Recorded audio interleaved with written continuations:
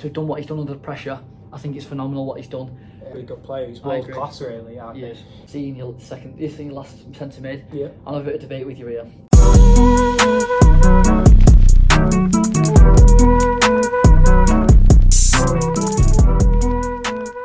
That brings us on to team of the season. Yeah. I think should start with goalkeeper. Definitely, yeah. Yeah. So I was umming and ahhing between Ramsdale and Nick Pope. Okay. And I went for Nick Pope just because I think in the position, like the league position he's in, he's probably in the worst team, you could say. I think it's safe to say Newcastle out of the top have a keepers, worse team yeah. than Arsenal. Of course. So to be second in the Golden Glove race as well, I think it's a really good season for him. I think he's shown that he's a really good goalkeeper, and I think he should be pushing for England #1. Okay, so for me, I think I've gone quite an obvious one, to be honest. I think Ramsdale for me. Yeah. He sat top of the league with Arsenal. For someone who did come into Arsenal, it's been announced now he was the third choice keeper. He was brought in to be there as a third choice, and he's come in and he's made his mark. And I think he's been a huge difference in that Arsenal team. He's a younger keeper, and to have done what he's done under pressure, I think it's phenomenal what he's done. I don't think he can look past what he's achieved with Arsenal. The whole squad, obviously, as a general, has been brilliant. But I think some of the saves he's made, like the Liverpool game that we saw recently, he kept him in that game. It's hard to argue, really. He has obviously been really, really good this season, so I think you've got an argument there, really, I think. So defenders, we're going to go flat back four? I think, should we do 4-3-3? Let's go for it, yeah. Okay. So start with right back, left back? Go on then. Who's your left back to start with? I've gone for Luke Shaw. Okay. A bit of bias in there? There might be a bit of bias in there, but I just think every time I watch Man United play, I think he shows his quality. I think after he had that awful leg break, I think a lot of people wrote him off, probably including myself. But I think this season, whenever he's played for United, he's shown how important he is to that team. He's been crucial. He's even been filling in at centre backs in important games, and he's looked like a natural there. So okay. I think you can't look past him, really, for me. Well, pains me to say it, but I agree with you. For me, Luke Shaw, there's not much more I can say than what you said there. He's been crucial in that United team, which is still realistically on a rebuild from where they were. Yeah. And he's seen it all happen. He's been there for the days where you were still winning trophies. Yeah, he's one of the longest serving players at the club. Exactly, and I think for what he's gone through with the leg break and everything like that, such a career, it could have been a career-ending injury. Yeah. Realistically, it probably should have been. But for what he's done this season, for the last couple of seasons for United, I think he deserves it, definitely, 100%. Yeah. Right back? Right back. Do you want to start? I'll start. For me, got with Trippier. Yeah. Kieran Trippier. I think, obviously, like we said before, I think he's coming from Atletico Madrid, and he's been a star man. Well, I think him and Bruno have been the star men at Newcastle. He's come in, he's brought that leadership, and I think he's a big reason, obviously, why they are where they are right now. Yeah. Well, I've gone for Ben White. Oh, okay. I think obviously I can get behind your Trippier shout, but I think just the way he came in as a centre half, and everyone said, "Oh, is he not good enough at centre back?" And then he got pushed out to right back, and people were saying, "Oh, he's been pushed out to right back because he's not good enough to play at centre back." But I think honestly, he's shown he's a really good player. He's world class, really. He's so solid in defence, and then even up in attack, he looks like he's a natural attacker sometimes. I think him and Saka work really well down that right side. I think they provide. He can cover. He's very good at getting back. I think it does allow Saka to have that that freedom that he's almost lacked for the last few years, where he's been playing with players like Hector Bellerin. I agree. So I think he goes in for me. Okay. Should we go with on two centre backs? So we'll go left side centre back for yourself. I've gone for Martinez at centre back. Oh, a bit more bias there. I think coming into that United side, it looked a bit lacklustre last year, and I think for being he got written off before he even played a game for United. Everyone was saying, "Oh, he's never going to make it in the Premier League. Yeah. He's 5'9". He's too small. He can't play, but he's quality. He's so composed on the ball. He's got United out of trouble quite a few times. Yeah. He loves to tackle. He gets up if he's been battered, and I think he's honestly like he's such a good player to have in your team. I think he's the definition, isn't he, of a Manchester United centre back? I'd agree. He plays for the badge, doesn't he? He kind of reminds me of Vidic. Besides, he's Just a bit shorter. half the size, but I think he put his he'd rather get a broken nose than concede a goal. I agree. He's that type of player, and he's got to be in for me. For me, left-sided centre back, I'm going for Botman. But yeah, I'm going for Botman of Newcastle. I might be being a bit biased towards Newcastle just because I'm a big fan of what they've done so far. But I think Botman this season, he's come into a struggling Newcastle team. Don't get me wrong, they brought the right players in. But I think Botman's been so crucial for them in that centre-back role. I think he's every time he's on the ball, he's a ball-playing centre-back. Yeah.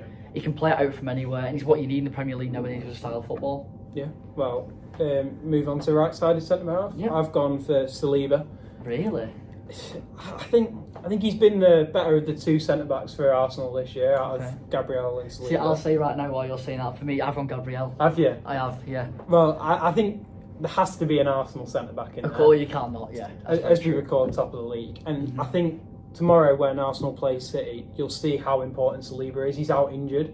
And I think you'll see how important to that Arsenal team he is. And I think they'll really there's an argument for both the Gabriel and Saliba. Together they've been brilliant, haven't they? Yeah. They've been, and clearly it's shown how important they have been since the couple of injuries they've had.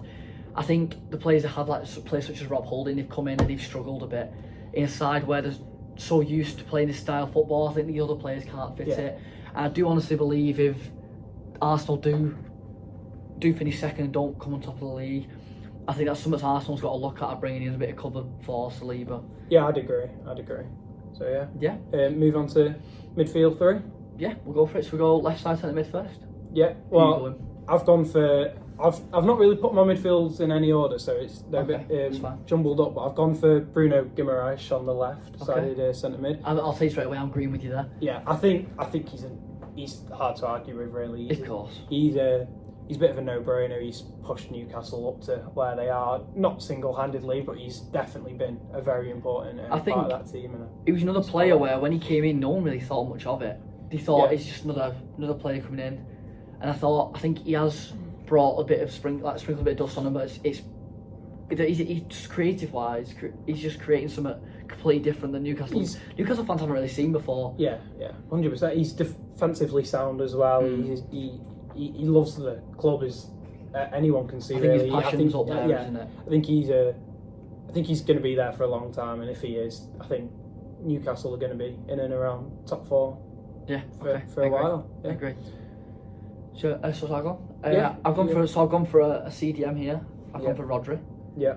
I can't. He's been so consistent since he came to City. I don't think he had a bad season at City. I think this season as well, he's been without an armband on. He's been a leader. He's been so crucial to them once again. Where I think in possession, once again, so calm on the ball. You trust him. You trust him with your life. I think him on the ball. He can play it out, but also defensively. I think I saw a stat. Let me just double check on it. A stat was saying he was only been dribbled past 3 times this season, and I think for Premier League for a holding midfielder, it's incredible. It's a really good stat. 3 times beaten this season. Yeah, especially sometimes he might be a bit more open in that midfield if everyone's pushing on. But that's a really good stat. I unfortunately have to agree. I wanted to put Casemiro in, but I think the amount of suspensions he's had this year, I think it kind of puts a bit of a line under his. I think he's proved to be a bit of a hothead, hasn't he? I think he's had a really good season, Casemiro. I think he's changed the way United play. He's changed United's midfield, but like you said, he seems to be a bit of a hothead. He's got suspended 2-3 times, and I think Rodri, not off the top of my head, I can't remember Rodri being suspended. I think he uses class. He plays on a Sunday. That's it. He just does his business, and that's it. You don't hear him getting into any trouble or anything. He seems to me like a proper football man. He walks into any team in the world currently. Yeah, it's hard to argue. I think he's a great midfielder, and I think, like you said, he's always been consistent for City. He's never really had a bad season. Okay. Right, I've just had a glance at your laptop there. I've seen your last centre mid. Yeah. I'll have a bit of debate with you here. Right, so I can see you've gone Odegaard. I've gone out. I think captain of Arsenal. He's been leading that team forward. I think he's been world class, and I think without him, they've struggled whenever he's not been on the pitch, or if he's not got into the game. I think they've struggled a bit more. See, when I've done this last night, I made my team of the season. I was sat there debating with myself, Odegaard or one of the most consistent centre attacking mids in the league. I think you know what I'm going to say. De Bruyne. Kevin De Bruyne. I think you can't look past him. I think he's just for what he creates, especially if you look from how consistent he's been since coming. Because before he came back into the Premier League, obviously he had a bit of a bad season with Chelsea where he weren't given the chances. He's gone back to Wolfsburg and now he's come back into the Premier League. How long has he been in United? 8 years? He's been in 2015, 16, since around then he's been back in the league, and he's been phenomenal. He's been the best player. And I think this season once again he's shown he just uses class. I think every time he gets the ball to his feet, he just looks like he can create something. Well, I think one of the other reasons I went for Odegaard over De Bruyne is I thought makes it up a bit. I thought just this season the impact he's had on his team, it's been a little bit more. I think maybe because of Haaland scoring so many goals, he goes a bit more unnoticed. But I just think Odegaard. Who do you think it is setting up them chances for Haaland? Well, but it's De Bruyne. Yeah. Well, should we move on to forwards? Let's do it. So who do we do this? Left wing first. Left wing. Yep. Okay, you can start. It's got to be Marcus Rashford for me. No. It's got to be. No, but Grealish. Grealish? Yes, Grealish is no left winger. way. No, I can think of 3 players better than him up front. No, I agree, right? I think Rashford's finally found that form he's been missing. Yeah. But I think Jack Grealish, from the amount of doubt he got at the start of this season, from the season prior, I think he's just been so consistent for City. And I think he might not get all the goals and assists, but the chances he creates, the free kicks he wins, just from his style of play, it's phenomenal. Well, I just think Grealish had more of a half a season.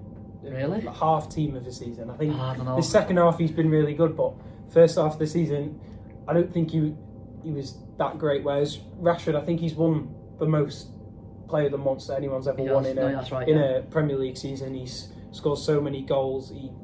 He seems to be scoring everything he touches at the moment. I think for United, those goals have been so important as well. And I think being the only source of goals for them, I think I just can't see him not in the team. Can I ask you then?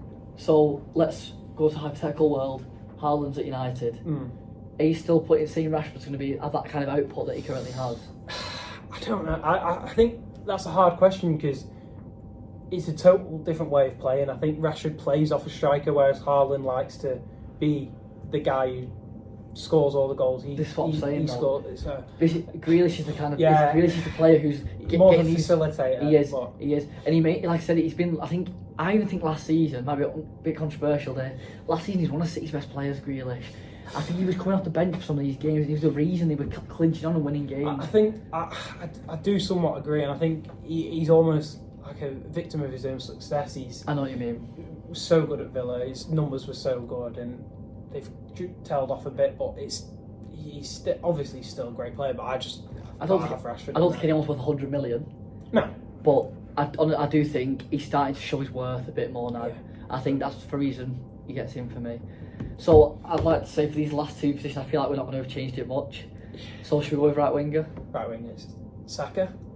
It's got to be. Got to be. He's the star boy. He's Arsenal's main man, and to be the main man of a title, not title winning yet, but a team challenging for a title at such a young age, I think it's abnormal, really. I think his quality. I think he's always had it, hasn't he? Yeah. But I think under Arteta, he's been like you say, he's been from Ben White. He's been allowed to give him his free role, and I think that's been the big difference for Arsenal this season. The fact he's been able to almost dictate everything, get the ball to his feet and let him do his thing. Yeah, I think it's after that Euro penalty miss he had, and I think everyone doubted him, didn't he got obviously tons of racial abuse on Twitter. I think it would have been quite easy for him to kind of shy away from the spotlight. Definitely. But he's come into his own this year, and he's honestly been one of the best players in the league, and I think he's probably in for a shout for player of the season. I agree. I agree. And then up front, it's got to be the role by himself. Has to be Erling Haaland. I think abnormal numbers. It's to come into the Premier League. A lot of players you see who come from the Bundesliga. The first season they're adapting. He's come in and on paper, it looks it right now. He looks like he's going to be breaking the record for most Well, goals in one he's already season. equalled Mohamed Salah's record, hasn't he? Crazy. And he's still got They've still got eight games to play. I think. Yeah, 8 games Yeah, to play. so if he gets 4 more, he's smashed the record. I think he's I just. think he's more chance of getting 4 more hat-tricks than he is to get 4 more single To goals. be fair, I think honestly he's a defender's nightmare. You don't know how to stop him. Yeah. He's just. He's got He's everything. inevitable. He's quick. Yeah. He's physical, Yeah. and a finish on him. I've seen people on Twitter and stuff like that on about he's a poacher. He's not. He gets himself in them positions. He's so intelligent. Yeah. I His run. That's the main thing he says. His intelligence. There, his Of runs course. that he makes it amazing. But I just can't help to think that it's not sustainable. I don't. Really? I think that amount of power, pace, composure at such a young age. I think he's gonna kind of hit a peak, and I think. Could you not? In that, I think as well. He's already got a bit of an injury record. Yeah. I think you look at players like R9 Ronaldo, who was so who was so quick, big, technically amazing. let him I down think a bit, didn't it? it's similar to Haaland, where his body gave up on him. But then, on the other can see hand, something I like think that. Haaland's he works so hard for it. I think he's working every day. You've seen how committed he is. I think you look at players like Ronaldo, who are similar kind of physical, big, quick players, and yeah. Ronaldo, he's still going. Yeah. Oh, is Ronaldo 36 now? I think he's 38. 38. I think he's even older And I than that. think he's next. It's a bit of a rogue shout, but I think he is the next Ronaldo in that sense. Where Yeah. I think he is getting little injuries here and there now, but I think he will find a bit more sustainability eventually. And I think I can see him breaking so many records. Yeah. Well, I think it's quite hard to argue with them that he's going to break some records, definitely. And I think he'll probably be looking to break his own record next year. Definitely. Yeah. So now we've finished that with the team of seasons. Personally, I thought mine was better, but we can all have arguments. So today we're going to be, first of all, I think we're going to look at the best side. We're going to look at best signing, biggest upset, and best underdog in terms of team. Okay, so we start with best signing. Yeah, you go. For myself. Yeah. So looking again at the team of the season, I think for me it's got to be Haaland. Yeah. I think he's coming. Like I said, I've said it all previously. I think he's coming to a team where he's kind of been expected to turn up and score loads of goals. That's what he's coming to do. I think that pressure on you. He's still young. He's not exactly getting on, is he? No. And I think for him to come into a team from Germany, where Germany, I think it's a bit more of a physical game, isn't it? Where he's coming to a technical City side and he's still been able to perform at the same level he had been in Germany.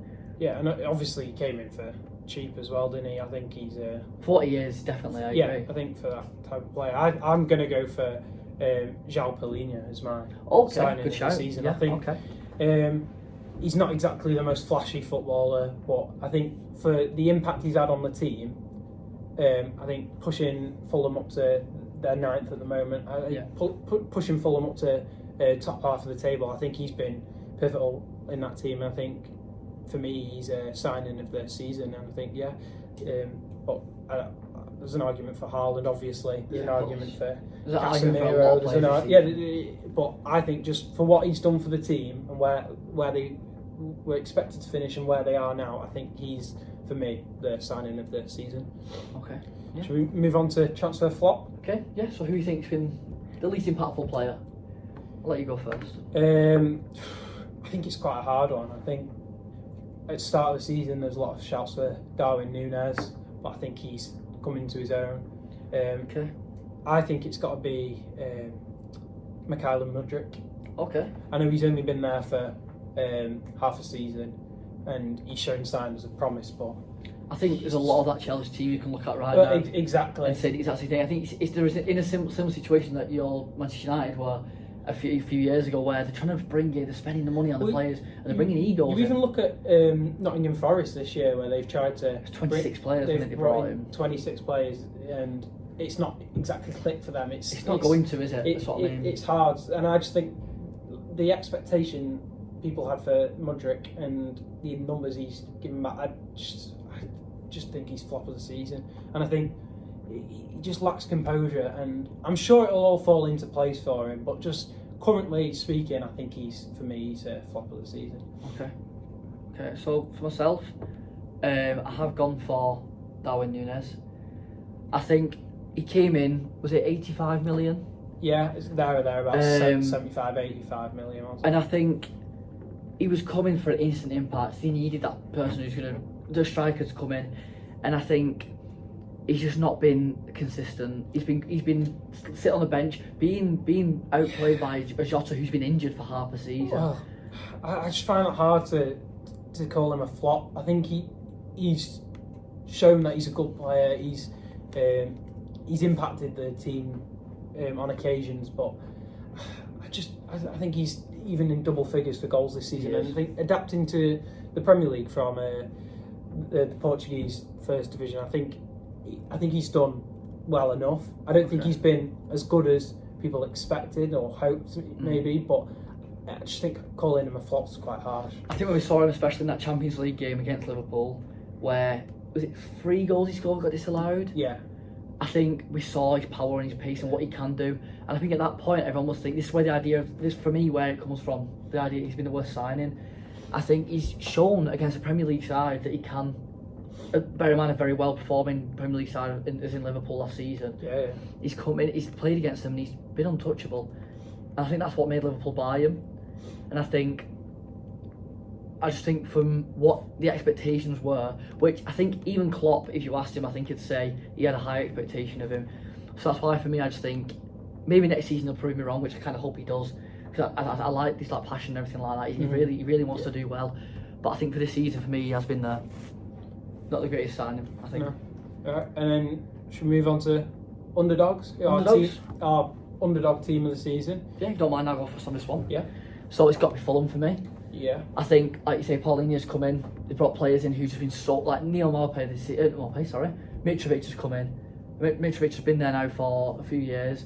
I think he's just been this season. He's shown he is a Premier League striker. I think they had a lot of doubts about him, but I think the team this year, they've been incredible from back to front. I think they finally found that rhythm that they needed to pursue the Premier League rather than going straight back down. I think fans got used to the point where they were going up and thinking, right, we'll take the parachute payment and we'll go straight back down. I agree, but I think for me it's Aston Villa. Okay, yeah, great shout, yeah. Where they were before Emery came in, I think if it was just the table from after Emery signed on for them, I think they're top 4. I think. Really? Off the top of my head, I think they're probably 3rd. I just think he's had such an impact on them, and the turnaround in such short period of time. I think they're doing really well. They're even pushing for a Europa League spot at the moment, and I think some fans would have been happy with surviving under Gerrard. Yeah, of course. So I just think the impact that Emery's had and like the turnaround of the season, I think for me they're the underdogs, and I think even you not even mentioning them there, I think it shows how much underdogs they are. I think people overlook them sometimes. For me, the only thing I think of, obviously we're currently on about this season and where it's going to finish, but I think we are going to see a bit of a honeymoon period come to an end next season. Yeah, I do think they'll be back down there mid-table, maybe just below. Well, I'd love to prove wrong, because I do love an underdog story. I love people. I love lower league teams, lower down teams come higher up. And well, I think the size of the team and size of the club rather, and if they get some backing, and if the owners back the manager in the summer, I think you can see them becoming a top 6 team to compete with the big 6 up there already. I think the size of the club already. They're a massive club. So this season, getting European football, and if they capitalise on that and sign the right players in the summer, I think they're heading in the right direction. And it's really exciting time to be a Villa fan at the moment, I think. So we discussed there what we think the end of the season is going to look like. Obviously, got about a month left to find out everything, but I think there are predictions. Yeah. And we look forward to seeing how it plans out, and hopefully we can look back and think we predicted quite well. Yeah, I think I predicted better than you. So we'll see, won't we? We'll see in a few years. Well, thank you. Well, thank you very much for listening. Yeah. Thank you. Bye. Bye. I've been well. He's been.